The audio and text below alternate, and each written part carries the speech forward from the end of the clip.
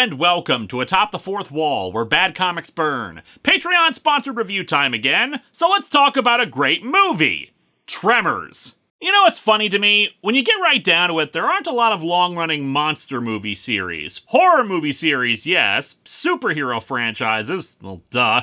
But monster movies? Not that many. I feel there is a difference between a horror movie and a monster movie. The genres can certainly cross over, but, say, most Godzilla movies are not intended to be horror. And as it happens, Godzilla is one of those few long-running monster movie series. Gamera is another one, but others? Even Mothra, which started separate from Godzilla and has had its own separate series, still is lumped in more with Godzilla than just being a property on its own. Hell, even American monster movie franchises are pretty limited. King Kong has had no more than 2 films at a time, and even it's become part of Godzilla again with the Monsterverse. Kong Skull Island is amazing, however. Highly recommended. It's actually one of my favorite movies of all time. Tremors, however, has had 6 movies at the time of this video's creation and a TV series, all in one continuity. Pretty damn impressive, frankly. The movie was the brainchild of writers S.S. Wilson and Brent Maddock, who also created Short Circuit. The two apparently got the idea for the movie after climbing a large boulder in the desert and wondering, what if there was something that wouldn't let us off this rock? It was also originally conceived of as Land Sharks. I must have missed that Jaws sequel.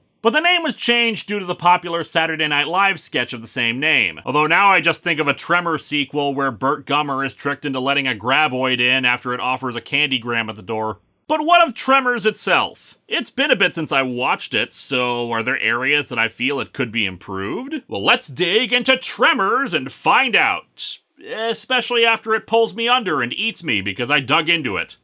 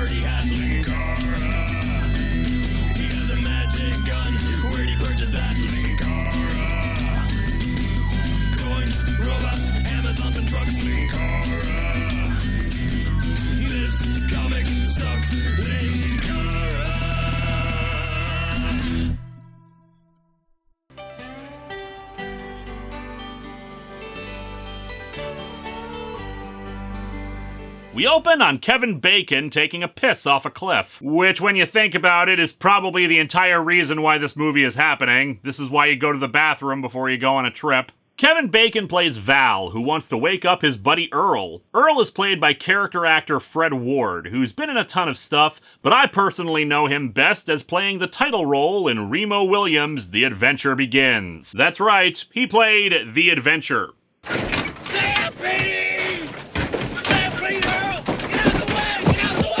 Yeah, I've been there. That's how I used to wake up Snowflame when he was passed out on my couch. No breakfast? I did it yesterday. No, it was eggs. I did eggs. The hell you did? Can this marriage be saved? They settle their dispute via rock, paper, scissors, a recurring thing in the film, and discuss how much they hate their job, being handymen in the small, and I mean very small, only 14 people, town of Perfection, Nevada. Their first job is not that alluring. Garbage day. Oh, man. Man, I'm tired of Eric Freeman shooting at us. Along the way, they spot a newcomer to the town, Rhonda, a seismologist there for the semester studying vibrations in the ground for a nearby college. Val's a bit standoffish because he was hoping she'd be a blonde bombshell that he could hit on, but she's plain by his standards. As a result, Earl comes off as much more charming than Kevin friggin' Bacon. And he was an Avenger! As far as Thor knows. After Rhonda informs them that something seems weird because the seismographs are detecting a lot of vibrations in the ground, Earl berates Val's taste in women. I'm a victim of circumstance. I thought you called it your pecker. Yeah, well, I decided to name it Circumstance. I end up talking to it more than actual women anyway. In town, we meet some of the locals. Walter Chang, played by the incomparable Victor Wong, annoying child Melvin, Reba McEntire playing Heather Gummer, and future star of the entire franchise, Michael Gross as Burt Gummer. Turn up oil or uranium or something out there? Next thing, the feds will be at our door. Time to move.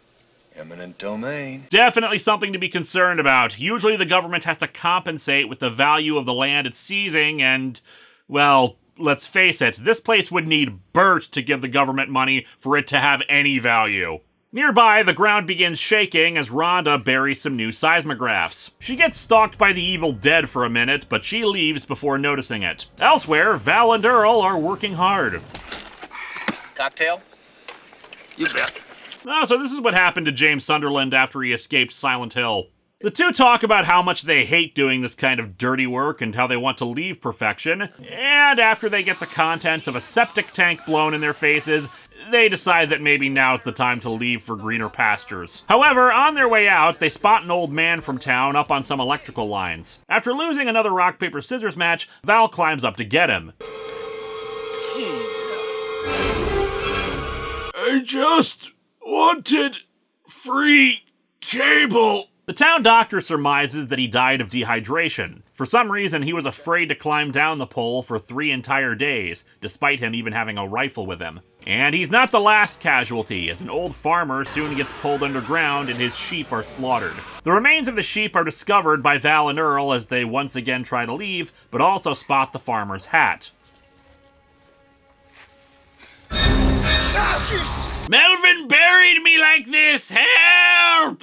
Thinking there's a murderer around the loose, Val and Earl head back to town to warn everyone, including some construction workers on the road.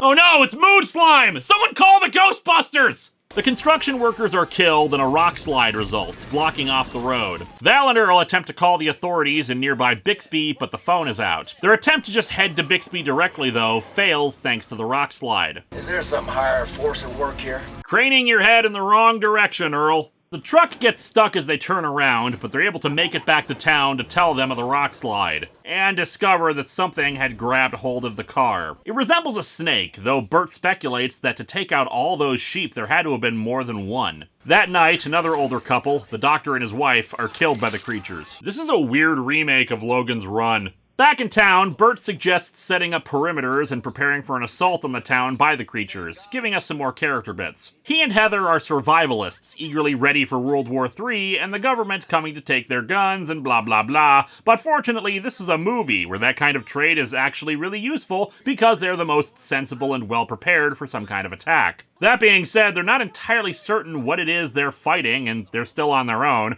The town is isolated in a valley surrounded by mountains, and that road was the only way out. Another townsperson remembers that Chang has horses that could be used to get to Bixby for help, once again recruiting Val and Earl for the task. Better be fast. We don't want to be stuck on a couple of canners. Snake things couldn't travel that fast. Shit, for all you know, they can fly. Nah, that's not until the third movie. They head off, with Heather even giving Earl her rifle just in case he needs to pack a little more punch while she and Burt head off to try to find Rhonda. Melvin, in the meantime, is a tool. Damn it, Melvin! Hey, Melvin, I think you need some help in how to pretend to be strangled. Here, let's make sure you know what it feels like. After learning of the death of the doctor and his wife thanks to their buried car, Val and Earl elect to just keep riding and not stop at all. But one of the creatures grabs a horse. They shoot at it, but... Oh, I get it. I should have twined left at Albuquerque. It seems like there are tons under the ground, but then the true culprit surfaces. Who shall we have one sign the likes of which even God has never seen? They flee from the creature, later named a graboid, as it burrows underground again to chase them. They come to the edge of an aqueduct and try to leap to the other side, though slip and fall when they can't make the ledge. Fortunately, the creature slams right into the concrete and accidentally kills itself with that maneuver. We killed it. Fuck you! That's for making me lose my hat! Rhonda soon finds them and helps them extract the graboid. I found the ass end! Man, if Kevin Bacon is ever nominated for an Academy Award, I want that to be the clip they use, regardless of what the award is for. The snake things are really tongues for the graboid, allowing it to snag hold of things above the ground and pull them under. However, before Val and Earl can finish making plans to make some money on their find, Rhonda realizes, based off the seismograph reading she took, that there must be at least 3 more graboids still in the valley. On their way back to her truck, one chases them over to some boulders and circles them, not allowing them to make the rest of the distance. After some speculation about where they might have come from, they realize that the graboid, lacking eyes and any way to smell them underground, must detect them through vibrations. After a night on the rocks, they realize it's still waiting for them, so they finally decide on a course of action, pole vaulting from boulder to boulder using some nearby long sticks. They make it back to the truck and get into town, explaining to everyone else, save for Bert and Heather, who are still out, what's going on. Val still thinks they should try to escape the valley, but everyone else is convinced help will come because of the rock slide and the downed power lines. And we see that the people who came to investigate have become lunch. Worst part is, it's still gonna be a while before they send someone else out to check again, and you've gotta have someone be there from like 10 a.m. to 9 p.m., or else they turn around and leave. A neighbor named Nancy goes to retrieve her daughter while Melvin is attacked by a graboid, though unfortunately he survives. They retreat to the store, but Nancy's daughter just happens to be bouncing on a pogo stick outside. Val saves her, though the graboid does still chase them. Worst part is that little girl avoided being eaten by graboids only for 3 years later to be chased around by dinosaurs. After some more near misses, including Rhonda almost getting grabbed by one, everyone but Nancy, Melvin, and her daughter retreat to the general store. A faulty freezer starts a heavy vibration though, and a graboid smashes through the floor and eats Chang. Everyone else retreats to the roof. Melvin once again somehow survives, to the irritation of the audience, while Bert and Heather return to their house and spot everyone else on the roof. Contacting Val through Chang's CB radio, which can't extend past the valley due to the mountains, they're informed of the situation, and unfortunately attract a graboid to them. This leads to probably the most iconic scene of the film. It's sad because I can't show very much of it thanks to Content ID, but then again, seek it out yourself. It's beautiful to see in its entirety. More or less, upon learning that the things are coming from under the ground, the two arm themselves, and all Val hears is Bert's shocked exclamation as the graboid attacks. Classic horror situation. The overconfident ones are taken out, and we never witness the horror that's unfolded upon them. Or, you know, they're armed to the teeth and have probably been eager to shoot at something for a while. They unload on the graboid. And the fun thing about graboids is that clearly a lot of thought has gone into them. How they move, how they operate, to the point where even though they're fantastical, especially with the snake tongues, they're very realistic in that they're not stupid. Sure, they'll make mistakes and are single-minded, but they learn and adapt. In the store, when Rhonda was climbing the shelves, they knocked over the shelves. When the doctor's wife went for the car, it took the entire car. So in the house, after one of its tongues is blasted off, it tries to cave in the roof. When that's unsuccessful, it charges forward with its jaw open, but a hail of bullets and buckshot forces it back. The graboid is like a real animal. Strong, yes, somewhat intelligent, but at the same time, it's not Godzilla. You put enough bullets into it, and it's gonna go down. Especially when one owns a gun designed to take down elephants. And I guess Bert had that just in case elephants decided to stampede Nevada. But yes, the graboid is finally stopped. Broke into the wrong goddamn rec room, didn't you, you bastard? Damn right, this would have been really depressing if these two had just been really enthusiastic gamers instead. Although I suppose throwing an Xbox at it couldn't have hurt. While happy that they managed to take one out, Val informs them of the bad news. Be advised, however, there are two more mother humpers. Oh, mother humping son of a bench! 2 more of the little shirts? They retreat to their roof and try to use the elephant gun on one slithering around, but are unsuccessful. They hope Bert and Heather can take their truck up a mountain and hike down to Bixby, but the graboids start adapting. They attack the foundations of the buildings, unsuccessfully taking down the store and Rhonda's house, but overturning a mobile home and eating another neighbor. One takes out Bert and Heather's car, eliminating that option for escape. We need a helicopter is what we need. Or a goddamn tank. I mean, if we only had a wheelbarrow, that would be something. Since they're in Nevada, they could contact Molossia for help, but that place is still pissed off from when Val and Earl unsuccessfully dealt with their septic tank too. They come up with a new plan. They do have a bulldozer that, while slow, weighs more than what the graboids could probably handle. They'll pull a disused trailer behind it to carry the townspeople out while using a tractor to distract the graboids away. It works, with Val managing to reach the bulldozer and get everyone to safety. While they were executing this plan, Bert and Heather have been busy, improvising pipe bombs and other supplies. They make their escape with the graboids in hot pursuit. Hey, give me a gun, I'll take one. I wouldn't give you a gun if it was World War III. And knowing Melvin's track record, he was probably the one who started it. Unfortunately, while they make a lot of progress, the graboids get ahead of them and create a sinkhole, stranding them. They drive the graboids back with the guns and a pipe bomb, though. What the hell's in those things, Bert? Few household chemicals in the proper proportion. And, you know, a lot of gunpowder. I mean, we saw you filling them with gunpowder earlier. Their next plan is to use the pipe bombs to drive the graboids away as they go for some nearby boulders, Bert even giving Melvin a gun when he objects to the plan. It works, and they arrive at the rocks. Bert, you asshole, there's no bullets in this gun. Got you moving, didn't it? Smart, Bert, but you should have just left him behind. Have I mentioned how much I hate Melvin? Like, seriously, I don't try to be mean, but the character is written as an annoying, whiny little asshole, and the only reason he doesn't die is because he's a kid. Where are his parents? Anyway, they get into some brief arguments over the whole thing, since now they're stranded with no way of reaching the mountains, but they get over it pretty quick. Bert makes a remark about how if the only option is starving to death, he'd be happy to walk out there with a pipe bomb and blow it up along with him. This gives Earl an idea to fish for the graboids, attracting it with some thrown rocks, then tossing a pipe bomb out for it to eat it. It works, blasting mashed carrots all over them. However, when they try the trick again, the graboid spits up the pipe bomb, and it lands right on their bag full of pipe bombs. After those explode, they have only one left, and Val has it. He, Earl, and Rhonda fled the rocks after the explosion, and he realizes that it's their only chance to kill it. This bastard ain't smarter than us. It just cheated on its test scores. He decides to make a run for it to lure the graboid away towards a cliff. I got a goddamn plan! You magnificent bastard, I read your book! He tosses the bomb behind the graboid, scaring it away from the idea of fleeing away from the edge, then lets the thing just fly out the side and crash into the rocks below. Can you fly, you sucker? Boy, would it have sucked if it turns out they could have, and they just needed a running start like that. And so our movie ends with the authorities having arrived. Research is going to be done on the graboids with Rhonda involved. Val and Rhonda hook up, and we never see them again in any of the sequels. Tremors is a great movie. Watch it. The characters are likable, except for Melvin, and while it's not incredibly quotable, it does have a lot of standout lines. It's very well paced and full of proper amounts of tension and release. You are never bored watching Tremors. Nothing drags, and the monsters themselves are fascinating and believable, with good effects and camera work. Probably the thing I love most about it is how the characters aren't dumb. There's no moment of unrealistic disbelief in the face of things. No scenes of characters making completely idiotic choices just to advance the plot.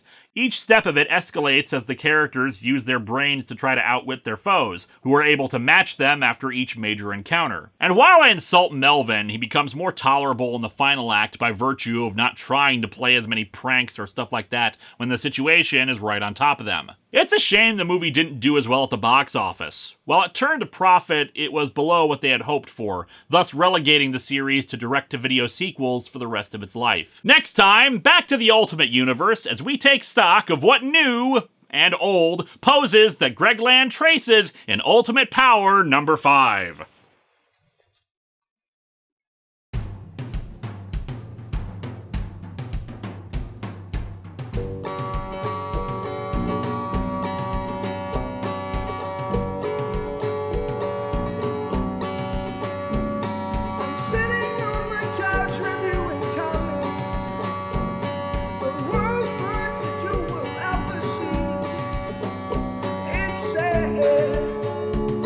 That comic book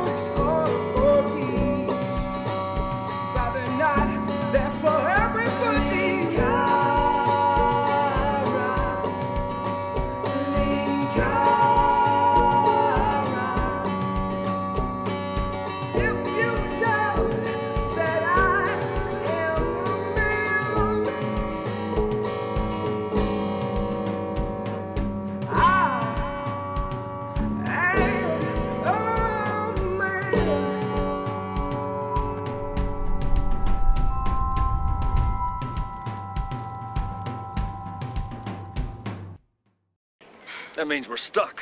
That pisses me off.